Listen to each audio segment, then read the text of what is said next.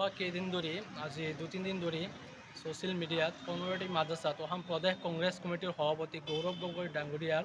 যে জন্মদিন উপলক্ষে যি এটা বিতৰ্কৰ সৃষ্টি হৈছে, সেইবাবে আমি উত্তৰ পূৰ্বাঞ্চল সংখ্যালঘু ছাত্ৰ সন্থা নেমচুৰ পৰা আমি এটা কথা স্পষ্ট ক'ব খোজোঁ যে চাওক, আমাৰ যি ধৰ্মীয় শিক্ষা অনুষ্ঠান আছে সেইবিলাক আমাৰ ৰাইজৰ দান বৰঙণিৰে চলি আছে। এই শিক্ষা অনুষ্ঠান আমাৰ ধৰ্মীয় শিক্ষা অনুষ্ঠানবিলাক কাৰোবাৰ প্ৰাইভেট সম্পত্তি নহয় বা কোনো ৰাজনৈতিক মঞ্চ নহয় যে ইয়াত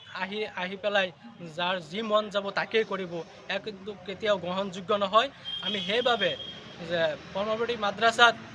আজি বিধায়ক নুৰুল হুদা ডাঙৰীয়াই যি মানে গৌৰৱ গগৈ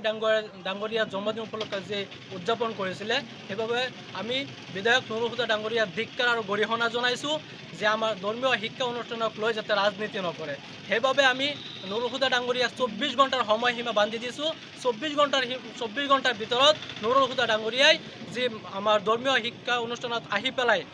সিহঁতৰ ৰাজনীতি লাভৰ কাৰণে, যে ৰাজনীতিৰ মুনাফা আদায়ৰ বাবে, যে ৰাজনীতিৰ স্বাৰ্থত মাদ্ৰাছা মছজিদত আহি পেলাই কাৰোবাৰ মন জয় কৰিবলৈ 2026-ত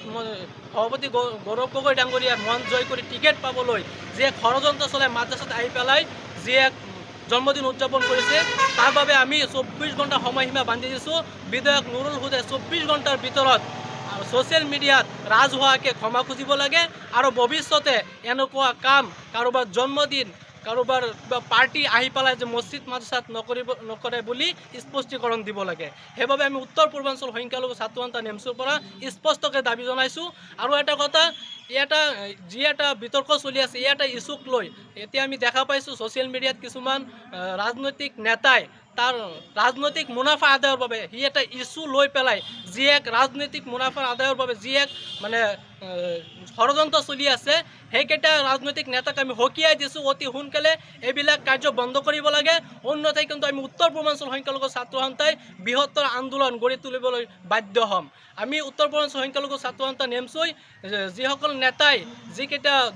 দলে আমাৰ এই মছজিদ মাদ্ৰাছাক লৈ ৰাজনীতি কৰি পেলাই 2026-ত নেতা হ'ব বিচাৰিছে, সেইসকল নেতাক আমি স্পষ্টকৈ ক'ব খুজিছোঁ, এতিয়াও সময় আছে, আপোনালোকে এইবিলাক কাৰ্য বন্ধ কৰক। যদি আপোনালোকৰ দ্বাৰা আমাৰ কৰ্মৱতী মাদ্ৰাছাৰ কোনো ক্ষতি হয়, ইয়াৰ দায়ী সম্পূৰ্ণভাৱে নুৰুল হুদা ডাঙৰীয়া আৰু যি কেইটামান নেতাই উৎপাত চলাই আছে, এইকেইটা নেতাই তাৰ উত্তৰ দিব লাগিব। কিন্তু সেইবাবে